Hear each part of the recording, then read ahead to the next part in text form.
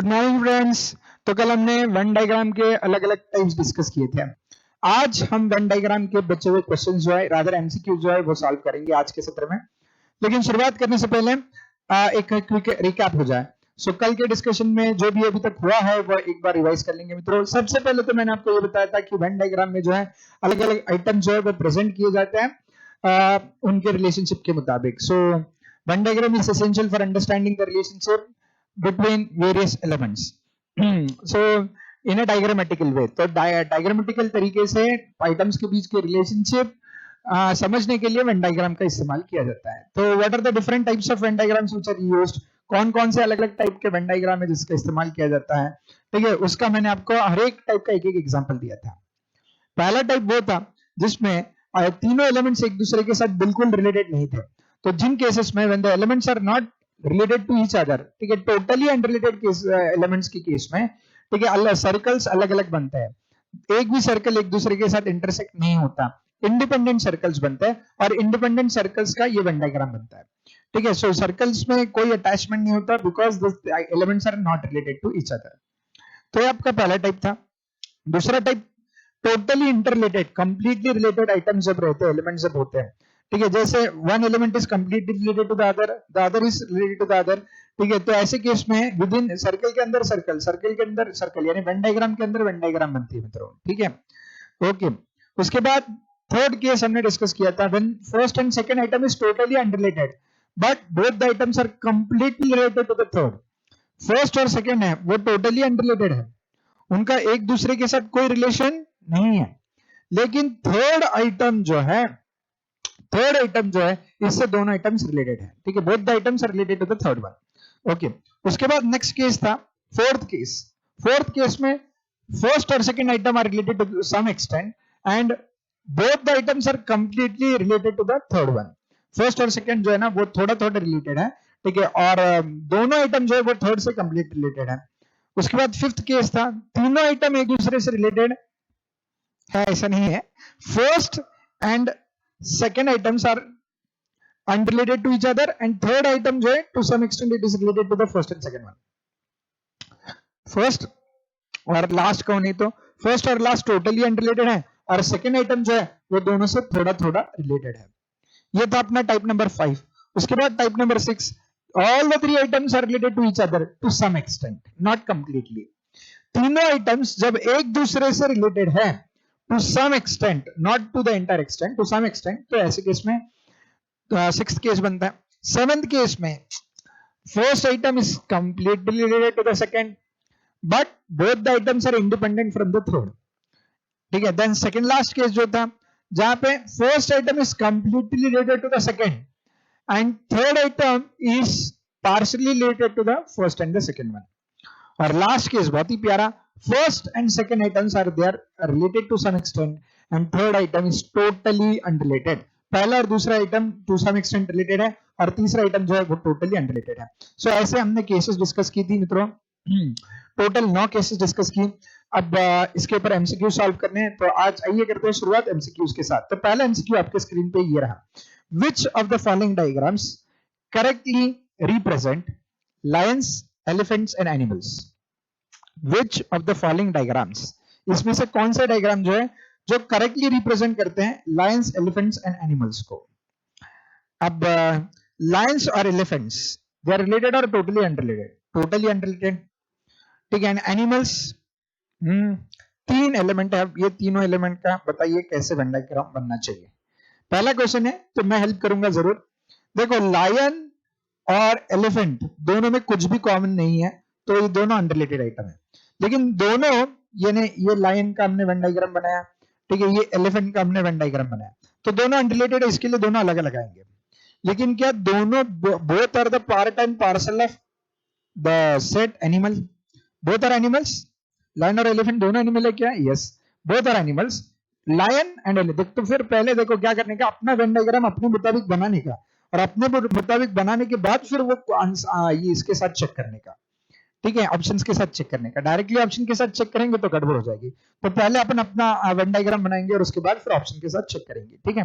तो मित्रों I hope आपको ये समझ में आया होगा। Which of the following diagrams correctly represent lion, elephant and animals, इसका सही ऑप्शन है ऑप्शन ए, तो lion and elephants they are unrelated to each other but both are the part of animals, इसलिए ठीक है एनिमल्स के अंदर lion और एलिफेंट आ गए।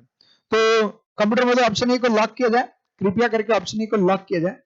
बिल्कुल सही जवाब इसका आंसर है ऑप्शन ए, वही बताया यहाँ पे देखो ऑप्शन ए इसका आंसर आ गया।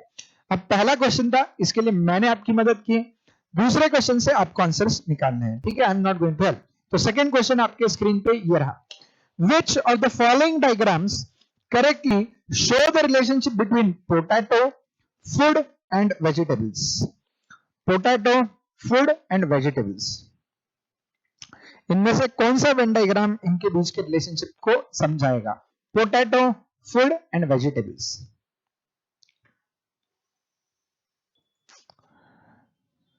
सो इसका जवाब देना है आपको, पोटैटो, फूड और वेजिटेबल्स के बीच के रिलेशनशिप समझाने का काम कौन करता है? पोटैटो, फूड एंड वेजिटेबल्स, इनके बीच के रिलेशनशिप समझाने का काम कौन करता है?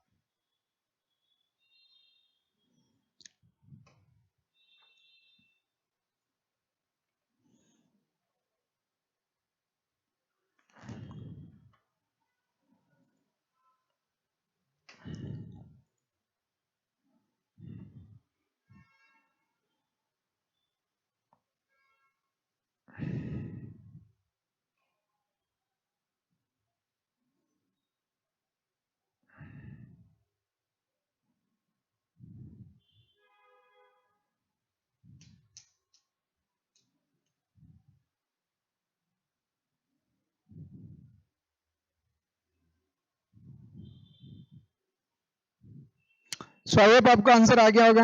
सो मित्रों हम ये जानते हैं पोटैटो, अगर ये वेन डायग्राम पोटैटो का बनता है तो potato is one of the vegetables, ठीक है। सो वेजिटेबल्स में बहुत सारे वेजिटेबल्स है, उसमें से एक वेजिटेबल पोटैटो है, तो पोटैटो कंप्लीटली रिलेटेड है वेजिटेबल से, potato is 100% related to vegetables, so potato is the subset of vegetables, ठीक है। And vegetables are the subset of food, food में जब हम खाना खाते हैं, फूड खाते हैं, तो उसमें वेजिटेबल्स तो खाते ही खाते हैं, तो इसका मतलब potato is the subset of vegetable and vegetable is the subset of food, तो both items are the part and parcel of food, so they are completely related to each other, ठीक है। सो पोटैटो जो है it is the subset of vegetables, it is completely related to vegetables and vegetables are completely related to food, so इसके लिए तीनों एक दूसरे के अंदर आएंगे, तो ये जो वन डायग्राम बनेगी ये आपकी ऑप्शन ए को मैच कर रही है, तो यहां पे भी सही जवाब जो होना चाहिए ऑप्शन ए होना चाहिए, ऑप्शन ए को लॉक किया जाए, बिल्कुल सही जवाब दिया है।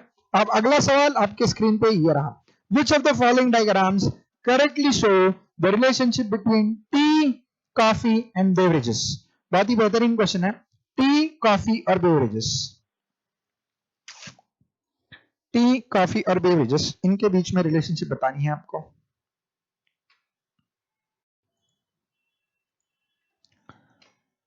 टी, कॉफी, बेवरेजेस, आराम से, कोई जल्दबाजी मत करना, आराम से आंसर देना।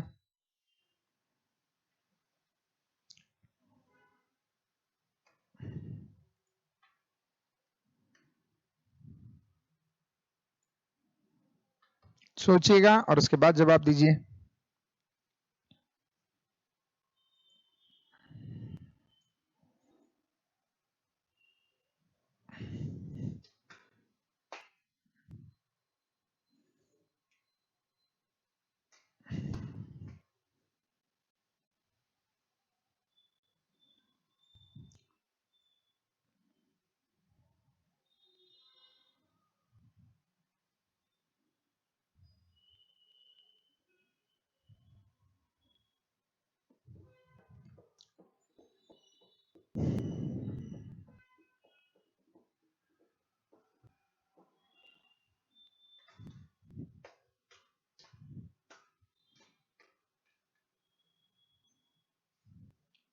सो मित्रों आप जानते ही हो tea and coffee both are unrelated to each other, tea अलग है, कॉफी अलग है, दोनों का मिक्सचर कोई भी नहीं करता और एक साथ भी नहीं पीते हैं, इधर टी पीते हैं नहीं तो कॉफी पीते हैं, but both form the part of beverages, तो टी डिफरेंट है, कॉफी डिफरेंट है, बट बोथ आर बेवरेजेस, ठीक है। सो दोनों बेवरेजेस का ही पार्ट बनता है, तो मित्रों इसका सही ऑप्शन जो होना चाहिए वो ऑप्शन सी होना चाहिए, सो ऑप्शन सी को लॉक किया जाए, बिल्कुल सही जवाब। आई होप यहां तक आपको समझ में आया होगा। अब बढ़ते आगे, नेक्स्ट क्वेश्चन से करते हैं शुरुआत। नेक्स्ट क्वेश्चन जो है, which of the following diagrams correctly show the relationship between boys athletes and students. So boys athletes और स्टूडेंट्स, इनके बीच का रिलेशनशिप। एक्चुअली ये क्वेश्चन जो है वो अपना कहीं ना कहीं हो चुका है, अगर आपको याद हो तो। बॉयज एथलीट्स एंड स्टूडेंट्स के बीच का रिलेशनशिप बताने वाला क्वेश्चन हो चुका है, तो आपको ये आना ही चाहिए। बहुत अच्छे से समझाया था मैंने आपको।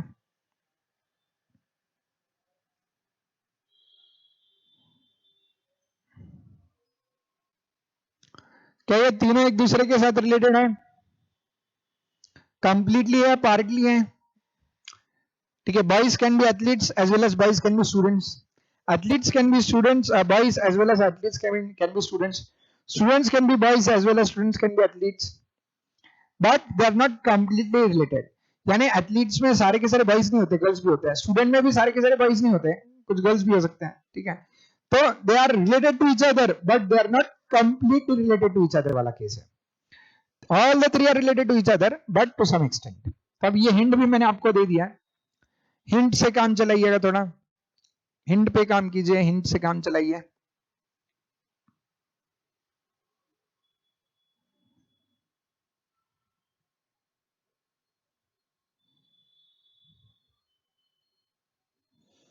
सो मित्रों, some of the boys are students, तो अगर मैंने ये बॉयज का बनाया तो ये स्टूडेंट का बनेगा। ठीक है, इसमें से कुछ कुछ कॉमन है। And some of the students as well as some of the boys they are athletes as well. तो देखो, एथलीट्स का अगर ये बनाया तो मित्रों ये किस ऑप्शन के साथ मैच होता है? ऐसा डायग्राम पहला वाला तो नहीं है, दूसरा वाला भी नहीं है, तीसरा वाला भी नहीं है, क्योंकि यहाँ पे टोटली रिलेटेड ऐसा वाला केस ही नहीं है। तो यही ऑप्शन डी को लॉक किया जाए कंप्यूटर मोड। ऑप्शन डी इसका सही जवाब है। बिल्कुल सही जवाब दिया है मित्रों आपने। अब बढ़ते हैं आगे, अगले सवाल से करते हैं शुरुआत। क्वेश्चन नंबर 5 आपके स्क्रीन पे ये रहा। Select the diagram which correctly illustrates the relationship between a thief, criminal, and judge.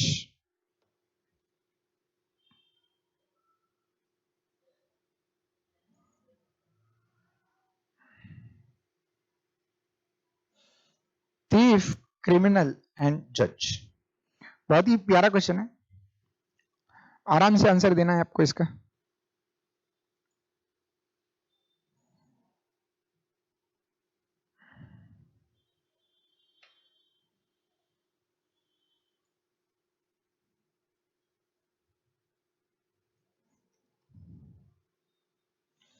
Thief, criminal, and judge.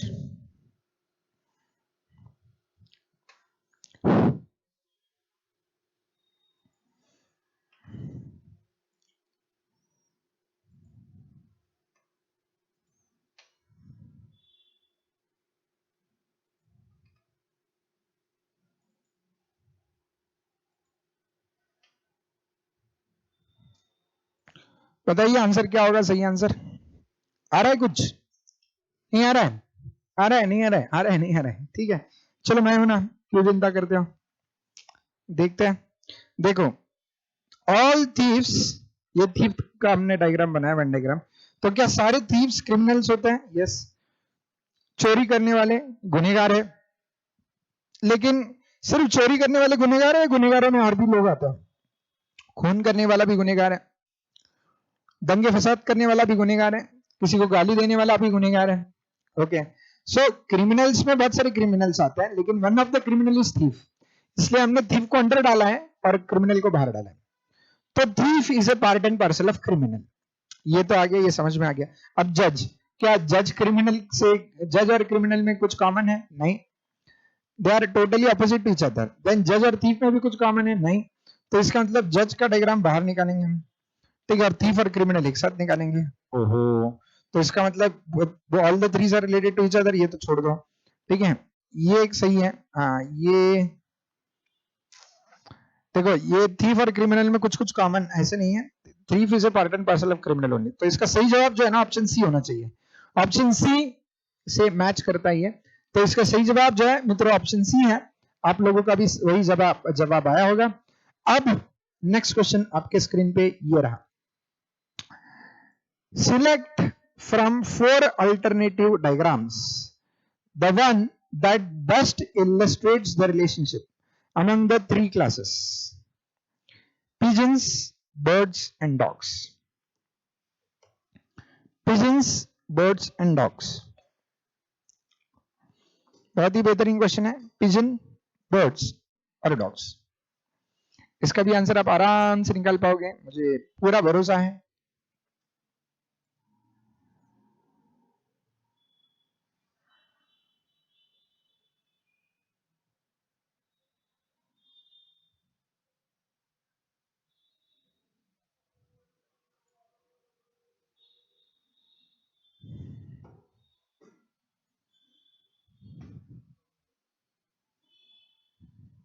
बनाइए, वेन डायग्राम बनाइएगा। सब लोगों को हम टाइम दे रहे हैं ताकि आप लोग बनाएं, बाद में हमें आंसर बताएं।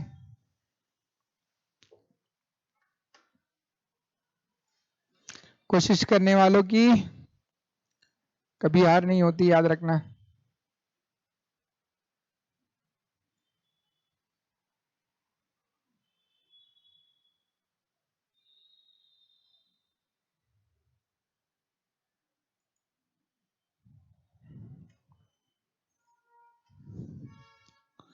सो मित्रों क्वेश्चन आपके सामने है और आंसर आपको ढूंढना है। तो मित्रों ये तो हम जानते हैं, ऑल पिजन्स आर बर्ड्स। ये पिजन जो है it is a part and parcel of birds, but dogs they are totally unrelated. Dogs ना बर्ड्स से रिलेटेड है ना पिजन से रिलेटेड है, ठीक है। उल्टा डॉग्स जो है ना वो पिजन्स को खाने का काम करते हैं, ठीक है।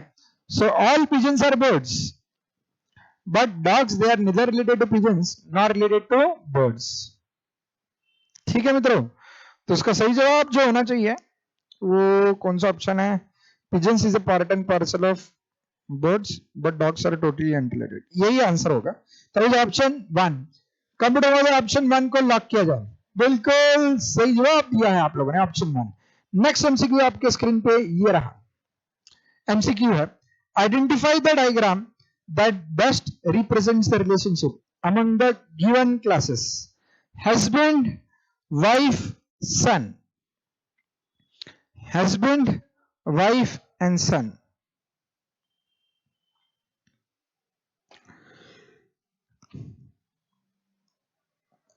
हस्बैंड, वाइफ, सन, बहुत ही बेहतरीन है रिलेशनशिप।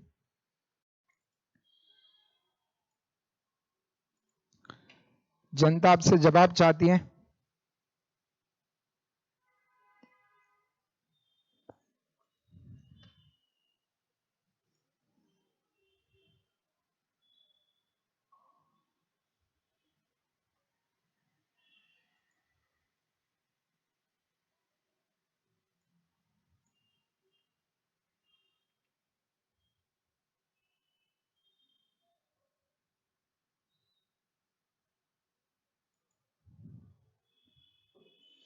हस्बैंड, वाइफ और सन, इनके बीच की रिलेशनशिप। अब क्या तीनों भी एक दूसरे से रिलेटेड है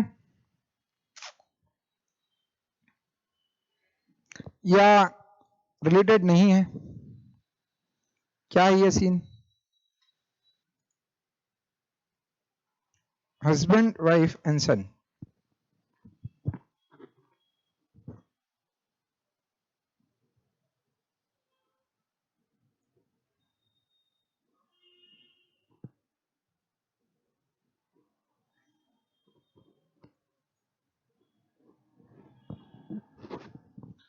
देखो मित्रों ऐसे सोचो, हस्बैंड और सन ये दोनों मेल है, ठीक है। So a wife and husband is someone son and someone son can become an husband. तो हस्बैंड एंड सन जो है ना वो they are related, but an husband can not become a wife, neither a son can become a wife. तो wife is unrelated, wife को तो हमने side में निकाल दिया। सन जो है वो मेल है और हस्बैंड भी मेल है, तो आप किसी के पहले बेटे बनते हो और बाद में किसी के हस्बैंड बन जाते हो, इसलिए हमने दोनों को एक दूसरे यानी सन को हमने हस्बैंड का सबसेट बना दिया, ठीक है, और वाइफ को बाहर रख दिया हमने, ठीक है, और ये सब they are the part and parcel of family, इसके लिए उनको रेक्टेंगल में डाल दिया। तो इसका सही जवाब जो होना चाहिए मित्रों वो ऑप्शन 4 होना चाहिए। ठीक है, so husband and son, they are, son is the part and parcel of husband, son is the subset of husband and wife is totally unrelated. So इसलिए वाइफ का जो है सर्कल हमने अलग बनाया और ये सब एक ही फैमिली के मेंबर है, इसलिए इनको रेक्टेंगल में डाल दिया। तो कंप्यूटर में इसका आंसर जो है, करेक्ट आंसर हमने जो फिगर ड्रॉ की है वो मैच होती है ऑप्शन नंबर 4 से। तो कंप्यूटर में कृपया ऑप्शन नंबर 4 को लॉक किया जाए। बिल्कुल सही जवाब, इसका सही जवाब है ऑप्शन नंबर 4। ये समझ में आ गया होगा। तो this marks the end of this topic मित्रों। आई होप आपको सबको ये वेन डायग्राम वाला टॉपिक अच्छे से समझ में आया है। मैंने एकदम इत्मीनान से आपको वेन डायग्राम का टॉपिक समझाया है। Venn diagrams they are very very very very easy वाले केसेस है वेन डायग्राम की। ठीक है, तो बहुत ही सिंपल है, बहुत ही आसान है मित्रों, आपको सबको समझ में आ गया होगा। I assume, I hope, I believe. ठीक है, सो इसी के साथ ये वेन डायग्राम का पार्ट समाप्त हो जाता है। इसके एडिशनल एमसीक्यूज आपको प्रैक्टिस के लिए जरूर मिलेंगे, बहुत सारे एमसीक्यूज मिलेंगे। ठीक है, सो अभी तक हमने वर्बल रीजनिंग में कई सारे टॉपिक्स डिस्कस किए हैं और वर्बल रीजनिंग आपको अच्छे से समझ में भी आ गया है। तो इसके लिए अब वर्बल रीजनिंग के कुछ आखिरी टॉपिक्स बाकी हैं, वो भी हम डिस्कस करेंगे, आराम से डिस्कस करेंगे, कोई जल्दबाजी नहीं करेंगे। ठीक है, और उसके बाद फिर आखिरी टॉपिक की ओर बढ़ेंगे। तो आई होप वर्बल रीजनिंग सबको अच्छे से समझ में आ रहा है, किसी को डाउट नहीं आ रहा है। ठीक है, चलो have a nice day, let us meet tomorrow.